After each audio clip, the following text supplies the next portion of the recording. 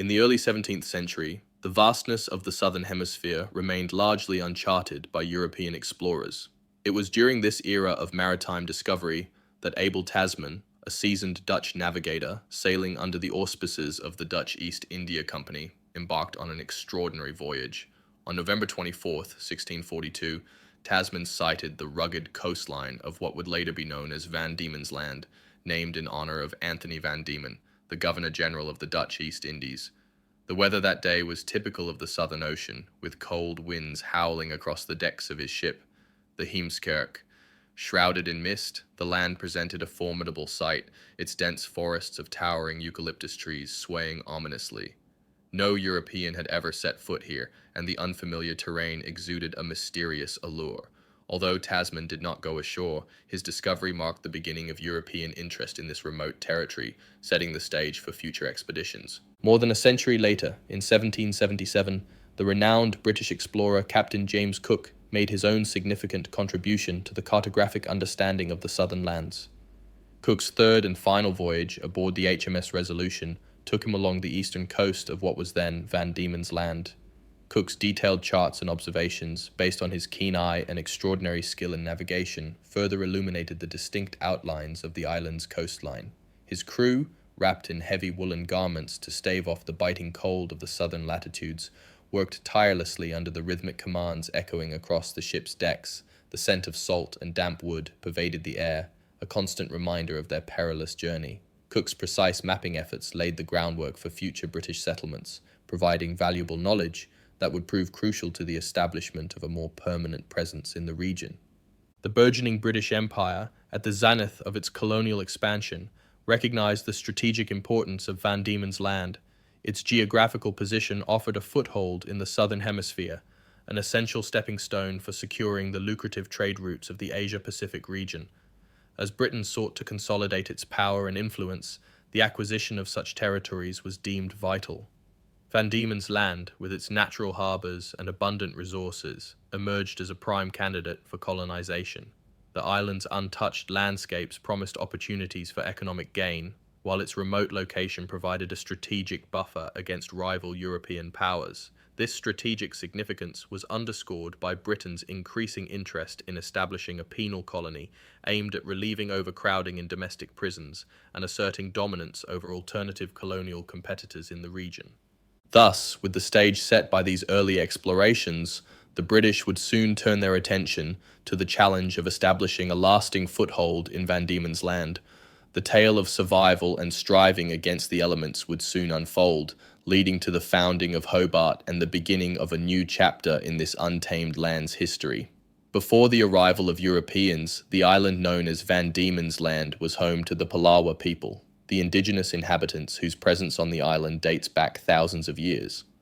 The Palawa, a collective term for the varied Aboriginal groups of Tasmania, had adapted to the island's diverse landscapes, from its rugged coastlines to its dense forests and fertile plains.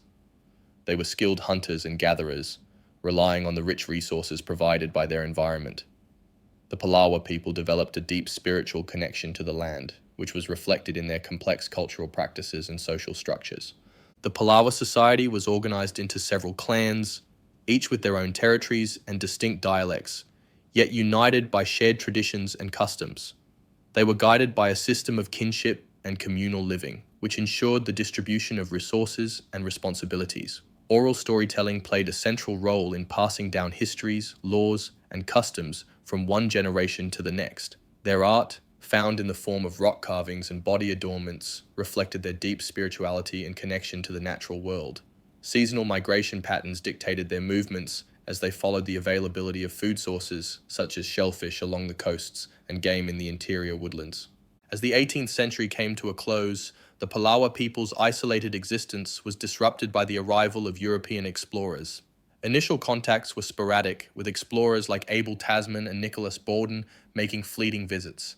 However, it was the British expeditions in the late 18th and early 19th centuries that would bring profound changes.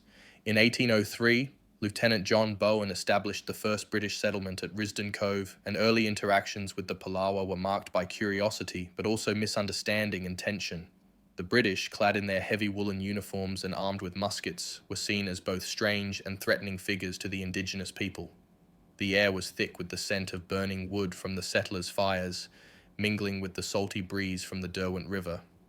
Communication barriers led to misinterpretations and sometimes violent confrontations. The sounds of gunfire and the shouts of alarm echoed across the cove, shattering the natural tranquility. Despite these challenges, there were attempts at peaceful exchanges, with some settlers engaging in trade, offering trinkets and tools in exchange for knowledge about the land. However, as the British presence expanded, the push to claim and cultivate the land intensified, leading to the displacement and suffering of the Palawa people.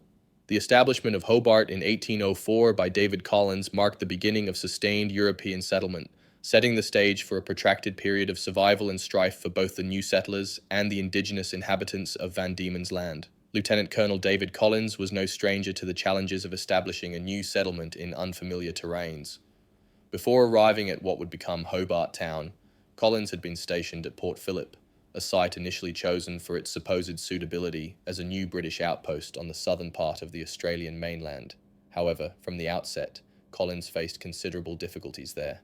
The land at Port Phillip proved to be inhospitable, with sandy soil unfit for agriculture and a scarcity of fresh water, essential resources for any fledgling colony. The settlers, clad in their heavy woolen clothes, unsuited for the alternating harsh sun and chilling winds, struggled to make any substantial progress. The threat of starvation loomed large, and morale was low, with the air filled not with the promise of new beginnings, but with a palpable sense of desperation and frustration. Faced with these unsustainable conditions, Collins made the pivotal decision to relocate. The insistence on perseverance could have spelled disaster, but Collins' experience and pragmatism led him to look further afield. After consulting with surveyors and assessing the reports of former explorers, he turned his attention to the Derwent River in Van Diemen's Land. The river had been noted for its navigable waters and potential as an anchor point for trade and supply routes, a stark contrast to the unyielding land at Port Phillip. By late 1803, Collins had resolved to transfer the outpost to this more promising location, a decision that would fundamentally alter the trajectory of British settlement in the region. Thus, on February 20th, 1804, Collins and a retinue of settlers and convicts disembarked on the shores of the Derwent River. The morning was brisk, with a fresh chill in the air, as low clouds clung to the surrounding hills, casting a somber shade over the river. The landscape, however, offered a new hope, a lush tapestry of forest and fertile plains promising a fresh start. The waters of the Derwent, shimmering under the waning fog, held the promise of sustenance and connection to the wider world. It was here, amidst the cries of seabirds and the murmur of the river, that Collins founded Hobart Town. The settlement, initially a huddle of tents and makeshift shelters, marked the beginning of a concerted effort to establish a permanent presence in Van Diemen's Land. Collins's leadership was crucial during this nascent phase, requiring a careful balance of discipline, resource allocation, and negotiation with both the convicts under his charge and the indigenous peoples they encountered. The founding of Hobart was not just the birth of a town, it was the inception of a complex saga of coexistence and conflict, survival and strife, setting the stage for the profound transformations that would follow in this remote corner of the British Empire. As the Lady Nelson anchored in the bay on February 15th, 1804, the canvas of Hobart Town's future was still largely blank. Its arrival was a pivotal moment, carrying both hope and the daunting reality of establishing a settlement from scratch. The Lady Nelson, a small brig of just 60 tons, was originally designed for exploration. However, it now bore the weight of responsibility for supporting this fledgling colony. Alongside it were other vessels like the Ocean, which had transported the initial contingent of convicts and free settlers from the abortive attempt at Port Phillip Bay to the shores of Van Diemen's Land. The air buzzed with a mixture of salt and anticipation as they unloaded their cargo onto the makeshift wharves, the sounds of clanking chains and shouted orders punctuating the cool, briny breeze. Despite this bolstering arrival, early life in Hobart was defined by a struggle against starvation and exposure. The settlers were ill-prepared for the harshness of their new environment, with meager provisions that were quickly dwindling as autumn crept in. The fertile promise of the land was not immediate. It required toil and time that the colonists, pressed by hunger, did not have in abundance. As winter approached, temperatures dropped, and rain turned the ground to an unforgiving quagmire, soaking through the settlers' thin garments and into their very bones. Food shortages became a stark reality, as hunting and fishing yields were insufficient and supplies from the mainland were unreliable. This scarcity of resources bred discontent and desperation among the convicts and free settlers alike, a situation made worse by their unfamiliarity with the land and its potential bounty. Amidst these challenges, Lieutenant Governor David Collins emerged as a pivotal figure, striving to maintain order and cohesion. Collins, who had previously served at the failed settlement in Port Phillip, brought with him an experience forged in the recognition of past mistakes. His leadership was crucial in navigating these turbulent early days. Establishing a semblance of military discipline, he organized the convicts into work parties, focusing on essential tasks such as erecting structures, clearing land, and securing food supplies. The rhythmic thud of axes and the shouts of laborers became a daily refrain as Collins worked to instill a sense of purpose and direction. Collins was acutely aware that the colony's survival depended as much on morale as on logistics. He sought to quell unrest and foster cooperation, using both incentives and punishment to maintain order. He understood that the bonds of civilization were fragile at best and required constant reinforcement in such an isolated and challenging setting. Relations with the indigenous peoples fluctuated between uneasy peace and tension, demanding from Collins a diplomatic tact in addition to his administrative duties. Each choice he made was a step in shaping the nascent settlement's future, a delicate dance of asserting authority while fostering a community spirit among a disparate group of people. Thus, the foundation of Hobart Town was laid not only on the physical efforts of its settlers, but also on Collins' intricate balancing act of leadership. The early days were fraught with hardship, but they were also infused with a resilient determination to carve out a viable settlement in this remote land. The tale of survival and strife in Van Diemen's land was one of endurance, adaptation, and the unrelenting pursuit of establishing a foothold in a world that seemed at times indifferent to their plight. As the settlers of Hobart Town began to stake claim to their surroundings, the struggle for land and resources set the stage for a fraught relationship with the Palawa, the indigenous peoples of Van Diemen's land. The British settlers, led by Lieutenant Governor David Collins, viewed the lush, untamed expanses as opportunities to cultivate and exploit, often disregarding the deep-seated connection the Palawa had with the land. This dissonance erupted into conflict as settlers expanded into the traditional territories of the Palawa, disrupting their hunting grounds and sacred sites. From the earliest days of settlement in 1804, tensions simmered as the Palawa resisted these encroachments, leading to clashes that would only escalate in intensity as more settlers arrived. The settlers, armed with muskets and emboldened by a sense of entitlement granted by distant authorities, frequently mistook resistance as hostility, responding with violence that only deepened the divide. The presence of the settlers also heralded the arrival of European diseases against which the Palawa had no natural immunity. As influenza, measles, and smallpox swept through their communities, the impact was devastating, reducing their numbers severely. The sounds of suffering and mourning echoed through the bush as entire bands were wiped out, forever changing the demographic landscape of the island. The epidemic outbreaks not only decimated the population, but also undermined the social structures and cultural traditions of the Palawa. The diseases served as an insidious weapon against which they had no defense, compounding the strain on their already beleaguered society and further complicating any potential for peaceful coexistence between the two peoples. The settlers, largely oblivious to the role they played in these tragedies, continued their expansion, often interpreting the resulting depopulation as evidence of their divine right to the land. From 1804 onward, instances of violence and resistance became more frequent as the Palawa fiercely defended their ancestral lands.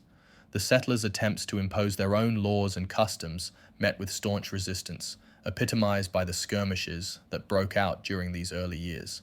The crack of musket fire became an all-too-common sound in the wilderness, mingling with the cries of the wounded and the shouts of confrontation. One of the earliest recorded incidents occurred in May 1804, when a group of Palawa mounted an attack on settlers near Risdon Cove, leading to bloodshed on both sides.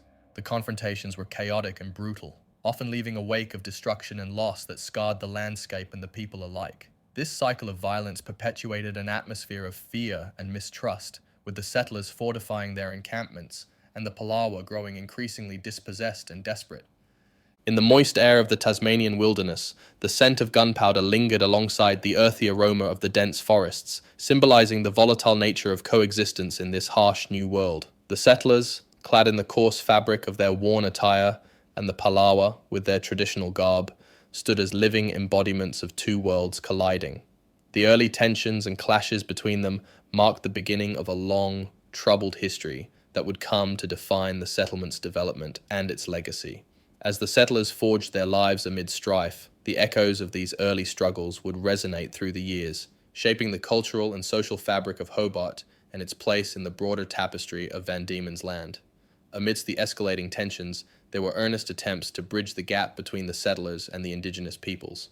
Efforts to negotiate with indigenous leaders became a critical undertaking as both groups grappled with the harsh realities of coexistence. In the early 1800s, figures like Lieutenant Governor David Collins, acutely aware of the escalating conflicts, sought dialogue with the Palawa. Recognizing the importance of alliances, Collins attempted to engage local leaders in discussions. On days when the mist clung to the hills and the air was heavy with the scent of eucalyptus, emissaries would venture from the nascent settlement of Hobart Town to seek out gatherings of the Paradarem and other local tribes. The atmosphere was tense, the weight of missteps heavy as translators struggled to bridge linguistic gaps, turning gestures and words into fragile threads of understanding. Yet despite these overtures, true peace remained elusive, hindered by deep-seated mistrust and differing worldviews. Cultural misunderstandings played a pivotal role in impeding these initial efforts at peace.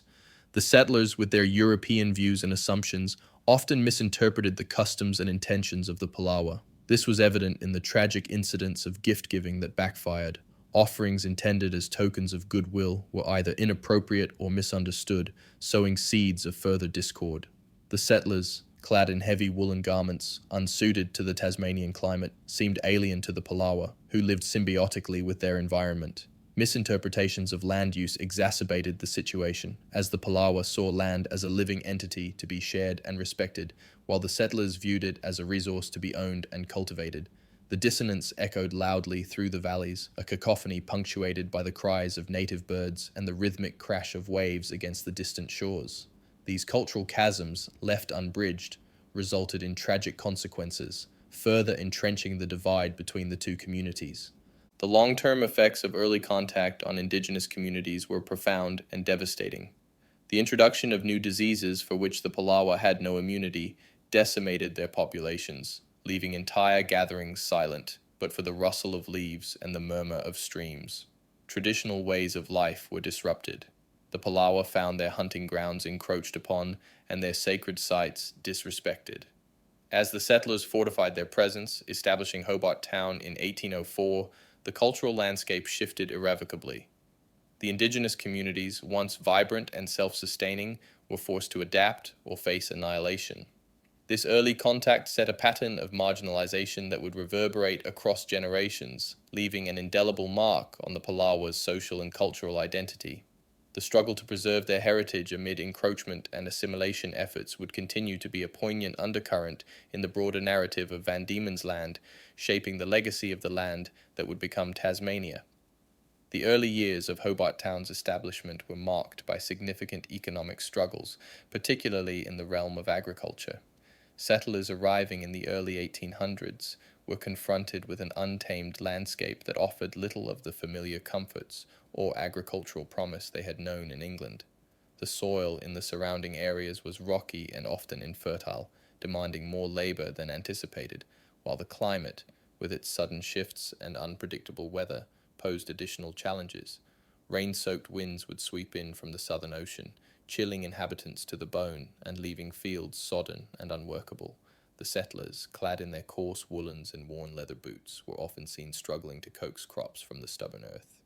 Their evenings were filled with the sounds of rustling leaves and the distant cries of native birds, a constant reminder of the isolation and strangeness of their new environment. The difficulty in establishing sustainable agriculture soon became apparent as early attempts at farming yielded meager returns. Wheat, the staple crop intended to form the backbone of their food supply, often fell victim to rust diseases and poor yields. Livestock farming encountered its own set of problems. Cattle and sheep, stressed by the long sea voyage and foreign climate, frequently succumbed to illness. This led to a precarious reliance on imported goods and supplies from mainland Australia and even as far afield as England. Ships arriving from Sydney or Port Jackson were eagerly anticipated, their holds filled with essential foodstuffs, tools, and clothing. The port would buzz with activity as the settlers, desperate for provisions, gathered in anticipation of these lifelines. The salty air mingled with the earthy smell of fresh produce and the acrid scent of tar from the ship's repairs. These imported goods became the economic pulse of the settlement, but they also highlighted the fragility and dependency of Hobart Town's fledgling economy. The slow growth of local industries and trade further compounded the economic challenges faced by the settlers. Although the natural resources of Van Diemen's Land were abundant, the lack of infrastructure and skilled labor hampered efforts to capitalize on them. The dense forests of Huon pine and the rich hunting grounds offered potential for trade, yet without the means to process these resources efficiently, they remained largely untapped. Small workshops began to emerge, where the rhythmic clanging of blacksmiths could be heard shaping metal into tools, and the smell of wood shavings filled the air as carpenters crafted basic furniture. Yet these industries took time to develop and required capital and expertise that were in short supply. Trade with the indigenous population, initially a source of necessary goods and cultural exchange, dwindled as tensions increased, leaving the settlement even more isolated in its economic endeavors. The early years of Hobart Town were thus a tenuous balancing act between survival and the hope of economic self-sufficiency, a struggle etched into the very foundation of the town's history. Against this backdrop of burgeoning but struggling industry, the waters around Van Diemen's Land offered a glimmer of economic promise. The early 1800s saw whaling and sealing emerge as pivotal activities for the fledgling settlement. These industries thrived on the seasonal migrations of whales and seals along the coasts, providing rich resources in oil and pelts. Vessels were outfitted to brave the daunting Southern Ocean, their sails billowing in the biting wind as they chased the leviathans of the deep. The air was filled with the acrid smell of blubber being rendered into oil, a process integral for lighting and lubrication in an era before electricity. Whalers, their faces weathered from months at sea, would regale tavern audiences with tales of harrowing hunts and the formidable strength of the ocean's largest creatures. Despite the danger, the lucrative nature of these trades brought a semblance of prosperity, infusing the settlement with much-needed currency and goods for barter. Convict labor played a crucial role in sustaining and advancing the economic framework of Hobart. Arriving in chains, prisoners were swiftly deployed across various industries, their backbreaking efforts under the watchful eyes of overseers often the backbone of economic activity. These laborers constructed roads that snaked through the dense forests, allowing easier movement of goods to and from the port. In the unsettled, raw landscape of Van Diemen's Land, convicts felled towering trees, their echoing thuds resonating through the forest as they cleared land for agriculture. Their toil extended to the burgeoning whaling and sealing operations, where they hauled massive carcasses and processed the spoils of the ocean. Though their existence was harsh and freedom elusive, convict labor was indispensable, embodying the complex dynamics of growth and exploitation that underpinned the colony's expansion. Trade connections with Sydney and beyond gradually unfolded, weaving Hobart into a broader network of colonial commerce.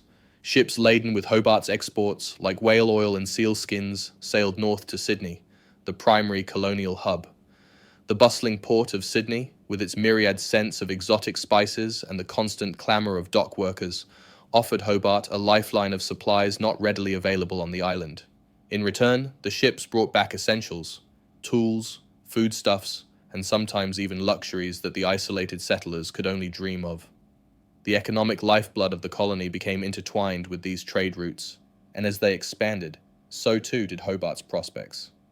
These connections also facilitated the importation of skilled craftsmen and free settlers, who brought with them knowledge and ambitions that would slowly transform Hobart from a struggling outpost into a thriving community. The early economic activities laid a foundation, albeit precarious, upon which the hopes of a nascent society were precariously balanced amid the wilderness of Van Diemen's Land. As Hobart's rudimentary economy began to breathe life into the colony, the harsh reality for many inhabitants remained one of bondage and discipline.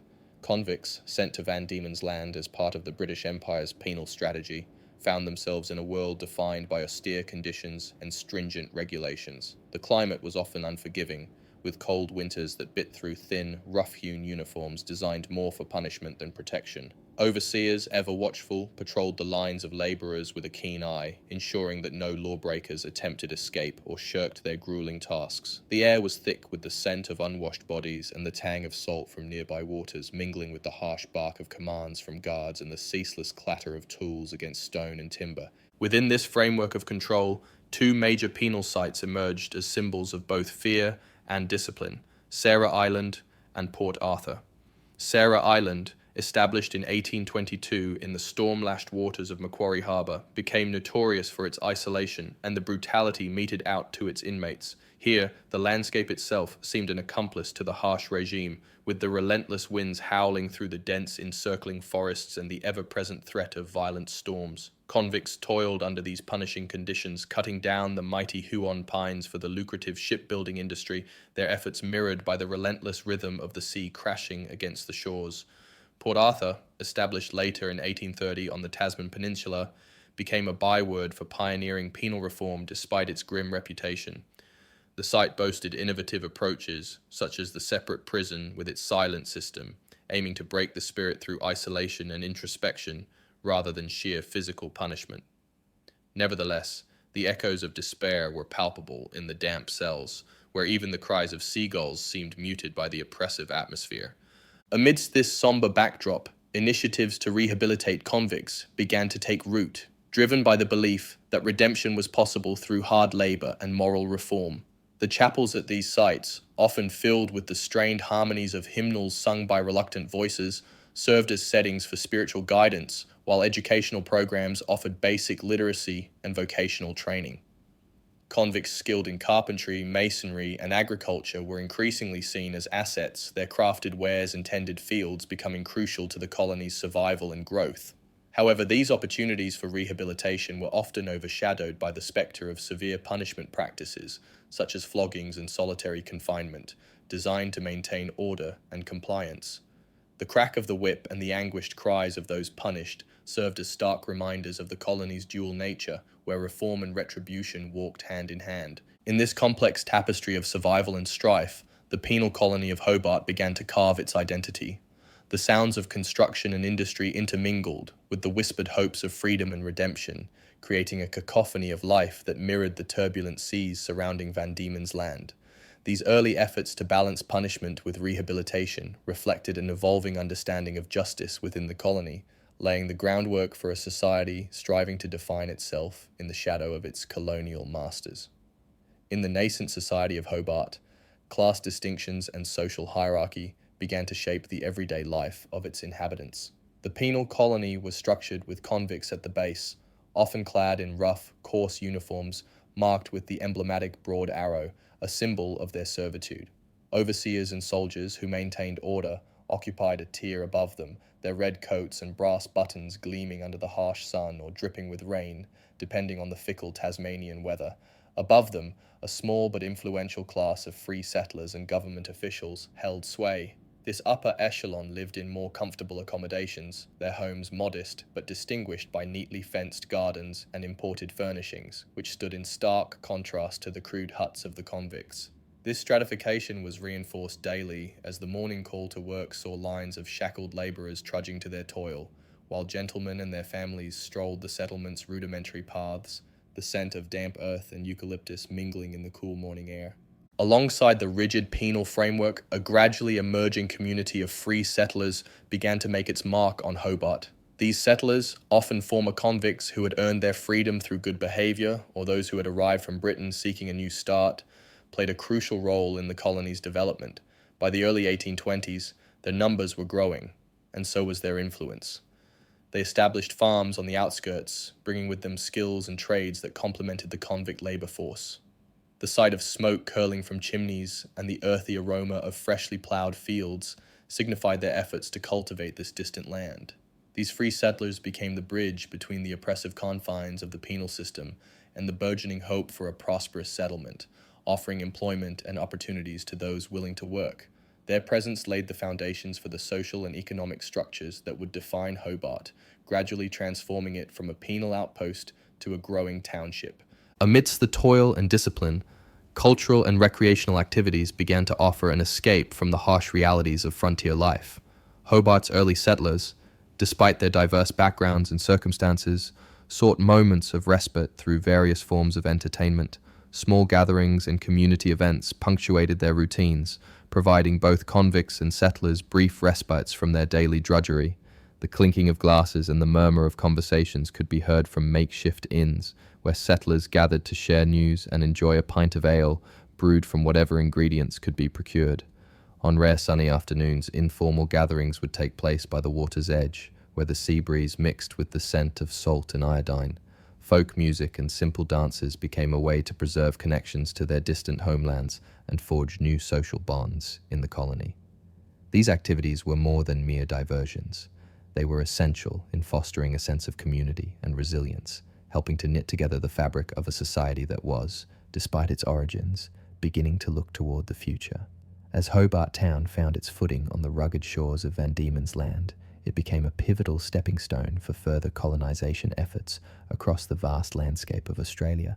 The settlement, established in 1804 under the leadership of Lieutenant Colonel David Collins, was not only a response to the strategic concerns of the British Empire, wary of French ambitions in the Pacific, but also the beginning of a broader wave of expansion. The nascent colony, nestled between the choppy waters of the Derwent River and the imposing presence of Mount Wellington, served as a vital staging ground. From its docks, ships laden with supplies and human cargo, convicts, settlers, and military force, set sail for the untamed territories of mainland Australia. The echoes of hammer and saw from the shipwrights' yards blended with the cries of gulls overhead, heralding Hobart's evolving role in the colonization narrative. It was here, amid the clamour of development, that the blueprint for future settlements across Australia was drafted, laying the groundwork for a nation that would rise on the promise and perils of this newly charted land. Yet, amid the burgeoning promise of Hobart, there loomed the shadow of its profound impact on the indigenous communities of Tasmania, known as the Palawa people. Their presence on the island, stretching back millennia, was catastrophically disrupted by the encroaching settlement. The foundational years of Hobart were marked by violence and dislocation, punctuated by the chilling winds that swept through the mountains and across the plains. As settlers sought to carve out agricultural lands and resources, indigenous communities faced forced removal, cultural erosion, and devastating population decline due to introduced diseases and violent conflicts. The once vibrant sounds of the Palawa, their songs and stories, were drowned by the relentless advance of colonial ambition. The legacy of this upheaval is etched into the land, a stark reminder of the cost of progression. Today, efforts to acknowledge and reconcile with this past continue, as the descendants of the original custodians seek to reclaim and preserve their heritage against the backdrop of a transformed landscape. Over the decades, Hobart evolved from a struggling penal colony into a thriving modern city, its skyline now punctuated by a blend of the old and new. The echoes of its turbulent beginnings can still be sensed in the cobblestone streets and historic sandstone buildings, which stand as silent witnesses to its remarkable journey. On a crisp winter morning, the air is filled with the aroma of coffee from bustling cafes as residents and tourists stroll alongside the vibrant Salamanca market where artisans and vendors ply their trades. The cultural tapestry of Hobart, rich and varied, mirrors its historical evolution, from the indigenous roots to the colonial imprints, and now to a cosmopolitan hub that embraces diversity while celebrating its unique past. The city's transformation is testament to its resilience and adaptability, a shining example of growth from adversity, where the march of time has forged a community that respects its origins while confidently stepping into the future. As Hobart's early morning light casts long shadows over its historic precincts, the resilience of its first settlers and convicts emerges as a defining theme in the city's narrative. The establishment of Hobart in 1804, under the leadership of Lieutenant Governor David Collins, was fraught with adversity. The settlers, comprised of convicts, soldiers, and free settlers, faced the formidable challenges of an unknown land. The harsh climate of Van Diemen's Land, chilly winds sweeping down from Mount Wellington, served as a constant reminder of their isolation. Clothed in coarse woolen garments, these early inhabitants toiled tirelessly against the odds. Their survival depended on their ability to adapt rapidly to the unfamiliar environment, learning from the land and from each other. The supply routes from New South Wales were unreliable, making the settlers reliant on the scant resources around them. Yet, in the face of scarcity and hardship, they demonstrated remarkable ingenuity, cultivating the fertile soil along the Derwent River and eventually establishing a self-sustaining community.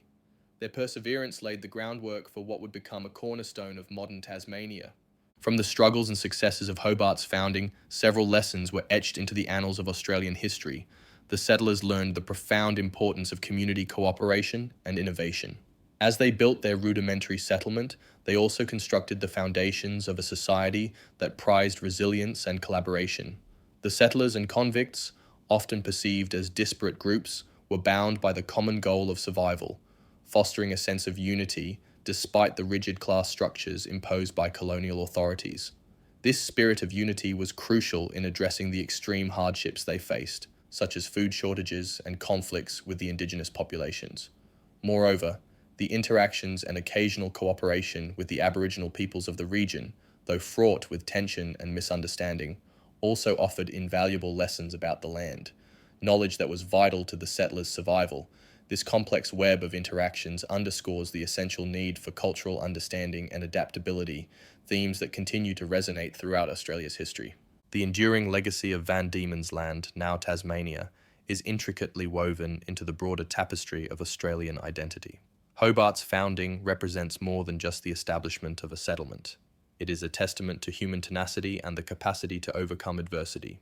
The sandstone buildings, with their distinctive Georgian architecture, serve as physical embodiments of this resilience, each stone a marker of the endurance that characterized the colony's early days.